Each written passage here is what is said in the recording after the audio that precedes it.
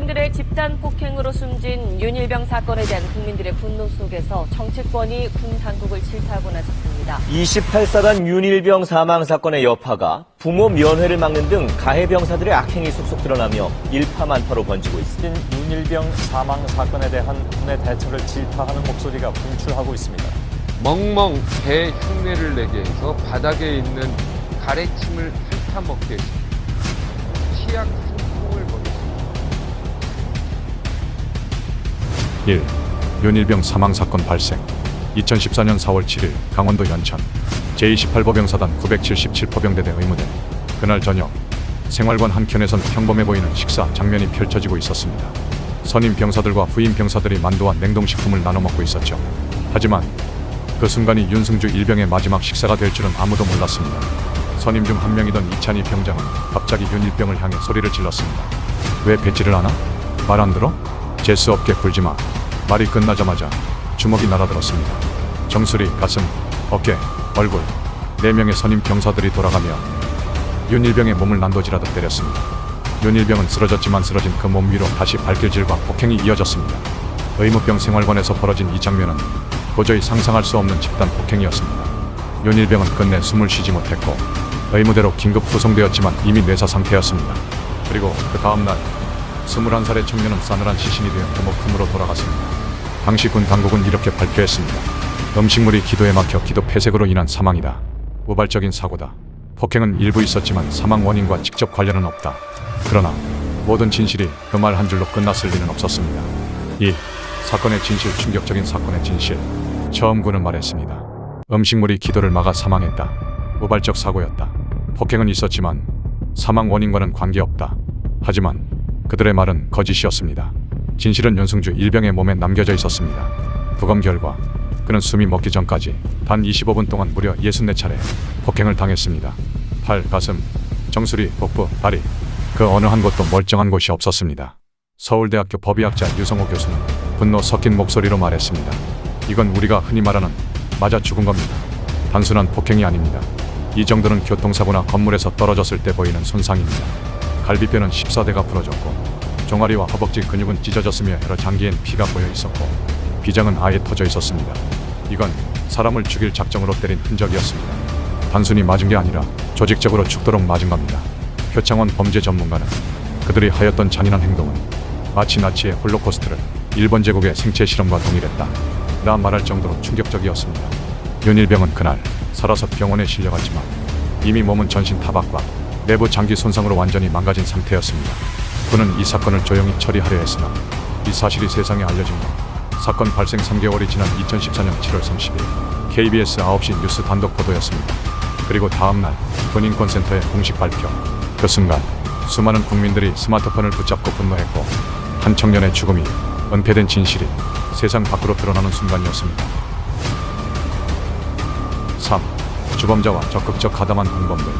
이 사건의 중심에는 단 하나의 악의 씨앗이 있었습니다. 이찬희 병장. 그는 처음부터 약자도 피해자도 아니었습니다. 철저하게 강한 자에게는 굽히고 약자에게는 군림하는 전형적인 강력력감. 그 본성은 이등병 시절부터 드러났습니다. 이찬희는 지졸하고 야비한 권력형 가해자였습니다. 그가 군생활 중 처음으로 문제가 된 건 이등병 시절 선임병에게 일 못한다 곧 질책을 받은 뒤 분노를 품고 벼르던 그였습니다. 같은 해 10월 제설 작업을 제대로 하지 못해 또 다시 질책을 받자 바로 연대장에게 쓴 마음의 편지. 내용은 이랬습니다. 이런 부대에선 도저히 못 살겠다. 이 선임과는 함께 근무할 수 없다. 전출시켜달라. 본인이 불리하면 상관에게 고자질, 본인이 우위에 서면 가차없이 폭력. 이것이 이찬이었습니다. 결국 그는 전출을 받아 사건이 일어난 977포병대대 의무대로 옮겨오게 됩니다. 그리고 그곳에서 그는 거짓과 폭력으로 스스로 왕이 됩니다. 자신의 아버지가 유명한 조폭이라며 허풍을 떨고 상관에게조차 형님 이라는 말을 듣게 만들었습니다. 하지만 현실은 그의 아버지는 20억 빚을 지고 도망간 지명수배자, 가족조차 외면한 존재였습니다. 그럼에도 그는 허세로 권위를 만들고 그 권위로 폭력을 휘둘렀습니다. 윤일병 이전에도 여러 후임들에게 반복적으로 폭행을 가했습니다. 한 목격자는 말했습니다. 죽지 않은 게 신기할 정도였습니다. 이 폭력은 상급자에게 휘둘리던 과거가 아니라 그가 왕고 최고참이 되자마자 시작된 일. 결국 이찬희는 자신이 고발하던 악을 더 잔혹한 방식으로 재현한 가해자였습니다. 이 악의 중심엔 공범들이 있었습니다. 단순한 방관자가 아닌 능동적 가담자들입니다. 유경수 하사, 초급 간부였지만 간부의 역할을 하지 않았습니다. 병 출신 하사였던 그는 병장인 이찬희에게 형, 이라 불러가며 아첨하고 굴복했습니다. 직무유기와 폭행 방조, 그리고 함께 웃으며 구타에 가담했던 무능한 지도자 하선우 병장.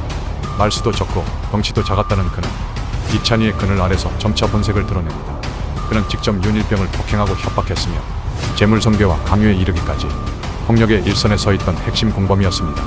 지정현 상병, 어릴 적 놀림을 받았던 과거, 그는 폭력을 피하지 못했습니다. 하지만 결국 폭력을 나눠 가짐으로써 살아남으려 했습니다. 방탄헬멧으로 맞았던 피해자에서 수차례 가해자로 돌아선 인물, 수사 중 대부분의 자백을 했지만 윤일병에게 돌아온 건 아무것도 없었습니다.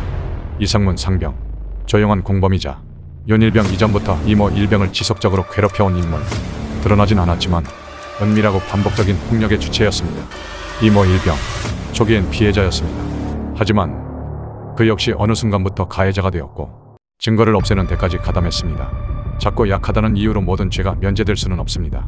이들은 함께 웃으며 때렸고 외면하며 살인을 방조했습니다. 왕처럼 군림한 이찬희, 그의 무자비한 폭력에 무릎 꿇고 복종한 공범들, 그들 모두가 윤일병을 죽음으로 보낸 악의 공동체였습니다. 4. 윤일병이 겪은 35일간의 지옥, 은폐된 진실. 그곳은 군대가 아니었습니다. 악마들이 지배하던 감옥이었습니다. 2014년 3월 3일 윤승주 일병 21세, 그는 가족과 눈물로 작별하고 국가를 지키겠다는 마음으로 부대에 들어섰습니다. 그러나 그날부터 그는 인간이기를 포기당한 존재가 됩니다. 첫날부터 맞았습니다. 이상문 상병이 말합니다. 대답이 느려, 표정이 싸가지 없어. 그 말 한마디에 가슴을 가격당했고 첫날부터 숨이 끊어질 것 같은 고통이 시작됩니다. 3월 4일 이찬희 병장, 그 이름은 윤일병에게 공포의 시작이었습니다. 마대자루로 허벅지를 3개 때렸고 마대자루가 부러졌습니다. 그럼에도 이상문 상병은 부러진 자루를 집어들고 종아리를 다시 내리쳤습니다. 윤일병은 그날 밤 걷지 못했습니다. 하지만 그는 말하지 않았습니다. 말하는 순간 더 많이 맞는다는 걸 배웠기 때문입니다. 3월 8일 이찬희 병장, 이상문 상병, 지정현 상병 3명이 돌아가며 복부, 턱, 가슴을 때리고 윤일병을 기마자세로 3시간 세웠습니다. 오줌을 지릴 정도의 통증에도 윤일병은 단 한마디도 비명을 지르지 않았습니다. 그는 이제 자신이 사람이 아니라는 걸 받아들이기 시작했습니다. 3월 14일 이찬희 병장은 휴가를 앞두고 말합니다. 내가 없는 동안 죽지 마. 그리고 다리와 허리를 폭행하고 떠났습니다. 그 뒤 10일 이상문 상병, 지정현 상병은 매일같이 그를 조롱하고 때리고 굶겼습니다. 그는 눈을 깔고 걸을 때마다 다리를 질질 끌며 제발 들키지만 않게 그렇게 존재를 숨겼습니다. 3월 27일 쇼하지 마라. 절뚝거린다며 이찬희 병장이 돌아오자마자 2시간 동안 폭행. 지정현 상병도 함께 허벅지를 가격합니다. 윤일병은 걷지 못합니다. 무릎은 퉁퉁 부었고 기침조차 죄처럼 느껴졌습니다. 3월 30일 그는 새벽 3시까지 도수체조를 반복했습니다. 이찬희, 하선우, 이상문, 지정현 모두 웃었습니다. 군대가 장난이냐? 이러니까 죽고 싶어지지. 그들은 지옥을 만들고 그 지옥에서 즐기기 시작했습니다. 4월 2일 이찬희 병장은 치약 한 통을 짜서 윤일병의 입에 쑤셔 넣습니다. 구역질이 올라오자 주먹이 날아옵니다. 하선우 병장은 말합니다. 삼켜. 안 삼키면 네 엄마 죽는다. 윤일병은 치약을 삼켰습니다. 그는 이제 생명을 유지하기 위해 독을 삼키는 법을 배웠습니다. 4월 4일 유경수 하사는 들것을 늦게 가져왔다며 스탠드로 머리를 가격합니다. 피가 맺히고 기절할 듯 아팠지만 윤일병은 입을 다물었습니다. 신음소리가 들리면 또 맞을 테니까요. 4월 5일 윤일병은 하선우 병장에게 병신 같아, 꺼져, 욕설을 들으며 가슴, 뺨, 배를 얻어맞습니다. 그날 밤 이찬희 병장이 찾아옵니다. 우리 아버지 조폭인데. 그는 복부를 집중적으로 폭행합니다. 지정현 상병은 복부에 발을 꺾고 하선우와 이상문은 팔을 잡고 망을 봅니다. 윤일병은 구토를 참으며 이를 악물었습니다. 2014년 4월 6일 사망 당일 07시 30분 이찬희 병장, 잠 잤다고 뺨과 허벅지 폭행. 09시 00분 왜 절뚝거려? 기마자세, 폭언. 이상문, 하선우, 이찬희 가담. 10시 00분 이찬희 병장이 바닥에 가래침을 댔다. 개처럼 핥아먹어. 윤일병은 무릎 꿇고 침을 핥아먹어. 10시 30분 테니스공을 얼굴에 던지 안티프라민을 멍 자국에 바른 뒤 성기에도 억지로 바르는 하선우 병장, 이상문 상병. 15시 50분 냉동 만두 먹다 쩝쩝댄다며 폭행 시작. 이찬희, 하선우, 이상문, 지정현이 돌아가며 윤일병의 얼굴을 폭행. 이찬희 병장은 음식물이 튀자 바닥에 바닥에 떨어진 걸 뱉어먹으라 시킴. 16시 13분 윤일병 쓰러지자. 또 꾀병이냐. 뺨, 배, 가슴 가격. 실금과 침 흘림 확인. 16시 30분 심정지. 심폐소생술 시작. 이찬희 병장은 냉동식품 먹다 갑자기 쓰러졌다. 고 허위 보고. 지정현 상병은 TV 보다가 쓰러졌다. 고 입을 맞춤. 하선우 병장과 이상문 상병은 앰뷸런스에서 잘 가라. 고 울면서 연기. 그리고 그날 밤 이찬희는 병사들에게 말했습니다. 너희는 아무것도 못 본 거다. 입 열면 너희 엄마 섬에 팔아버릴 거야. 아빠가 조폭이야. 사람 하나 없애는 건 어렵지 않아. 그는 죽인 것만으로는 부족했습니다. 목격자의 입까지 막으려 했습니다. 그들은 윤일병을 재미로 때렸고 그들은 웃었습니다. 누군가는 주먹을 휘둘렀고 누군가는 그 옆에서 낄낄대며 웃었습니다. 무릎이 사라졌네. 야, 진짜 웃기다. 쇼하네, 쇼해. 윤일병은 그렇게 35일 동안 조롱과 고통 속에서 서서히 죽어갔습니다. 하지만 우리는 잊지 말아야 합니다. 지금 것들은 이 끔찍한 기록은 피해자인 윤일병의 말이 아닙니다. 그는 말할 기회조차 없이 죽었습니다. 이 기록은 그를 괴롭히고 죽음으로 몰아간 가해자들의 입을 통해 만들어졌습니다. 그들은 지금이라도 말하자. 그땐 장난이었다. 잘못한 건 맞지만 기억나지 않는다. 고 말했습니다. 과연 그들이 모든 진실을 말했을까요? 우리가 알지 못하는 지옥이 이 기록 바깥에 아직 남아있는 것은 아닐까요? 윤일병은 부적응자가 아니었다. 윤승주 일병은 군대에 적응하지 못한 문제 병사가 아니었습니다.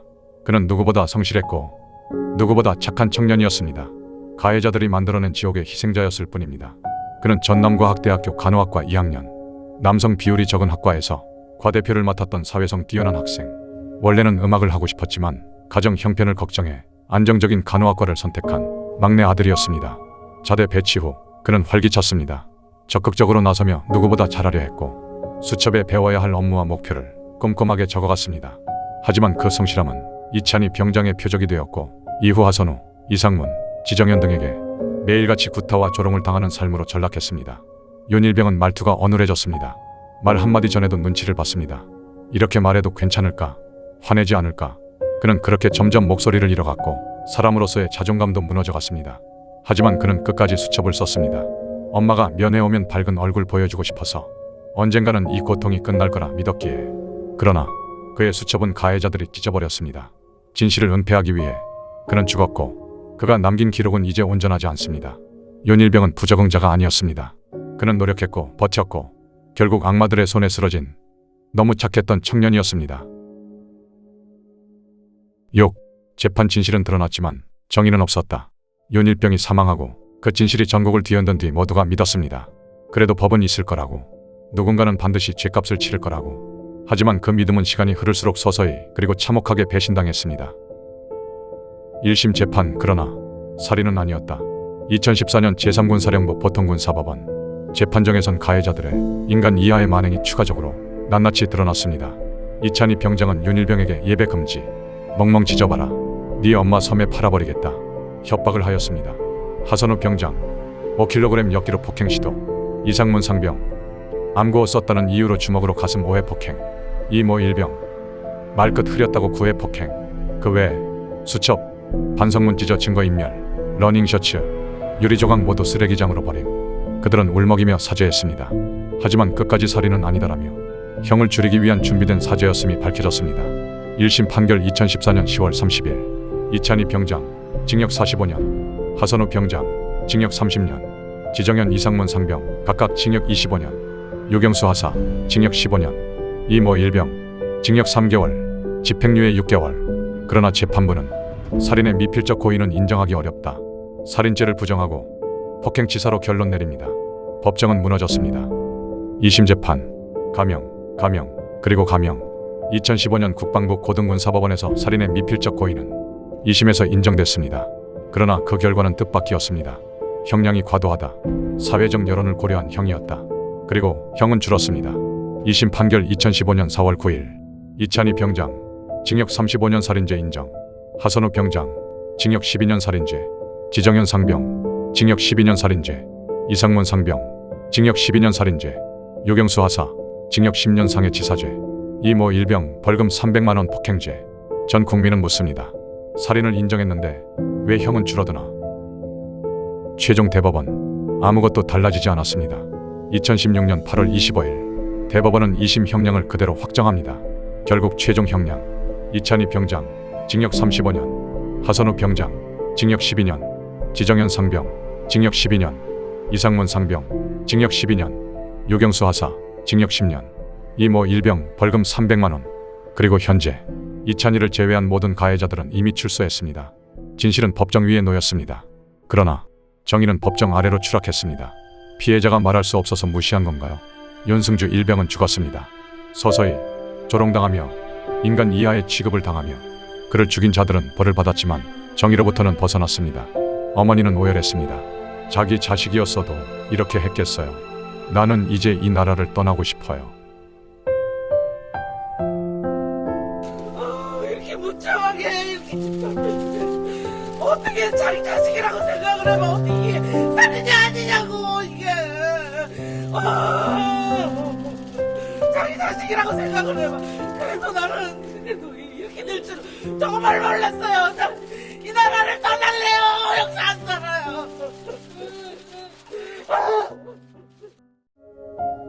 7. 그 후 악마는 아직도 진행형이다. 윤승주 일병을 35일간 학대하고 살해한 자들 하선우, 지정현, 이상문, 유경수, 이모 일병 그들은 형을 마친 뒤 이미 모두 사회로 돌아갔습니다. 누군가는 휴대폰 매장에서 근무하고 누군가는 물류센터에서 일하고 누군가는 식품 공장에서 조용히 살아갑니다. 그들은 마치 아무 일도 없었던 듯 평범한 일상 속으로 우리 곁에 살고 있습니다. 주범 이찬희, 그는 여전히 반성하지 않았습니다. 입대 전엔 허언증과 허세가 심한 인물로 친구도 거의 없었고 조폭 행세까지 했던 자. 군 복무 중에는 부대 분위기를 완전히 장악했고 윤일병을 구타하며 타 병사들에게 말 안 들으면 윤일병처럼 된다 고 협박했습니다. 살해 후 국군교도소에 수감된 뒤에도 또 다른 수감자 5명을 상대로 가혹행위와 성희롱을 저질렀고 유족을 조롱했으며 내가 윤일병 주범 이찬이다. 너도 걔처럼 해줄까? 라는 말을 서슴지 않았습니다. 게다가 피해자를 맞고소하는 뻔뻔함까지 보이며 여전히 자신이 저지른 범죄에 대해 일말의 후회조차 없습니다. 이찬희는 교도소 내 추가 범죄로 형량이 증가하여 징역 40년 확정되었습니다. 출소 예정일은 2054년, 그의 나이만 65세가 되는 해. 사실상 이찬희의 인생은 감옥에서 끝났습니다. 이 윤일병 사건이 가능했던 이유는 군대 구조에 문제가 있었습니다. 사건이 벌어진 의무대는 사실상 무법지대였습니다. 상급 간부는 없었고 관리 책임자인 유경수 하사조차 이찬희보다 어렸으며 아무 통제력도 없었습니다. 의무병, 운전병, 간부 모두의 방관 속에서 이찬희는 왕처럼 군림했고 누구도 그를 막지 않았습니다. 소원수리, 마음의 편지 제도는 아무런 역할도 하지 못했고 신고를 시도한 병사들은 오히려 전출과 따돌림으로 보복당했습니다. 책임져야 할 간부는 가담했고 지휘해야 할 조직은 침묵했습니다. 참극은 혼자 버리지 않았습니다. 누군가는 때리고 누군가는 외면했습니다. 방치된 권력은 언제나 누군가를 죽입니다. 그때 그 사건 그 후였습니다.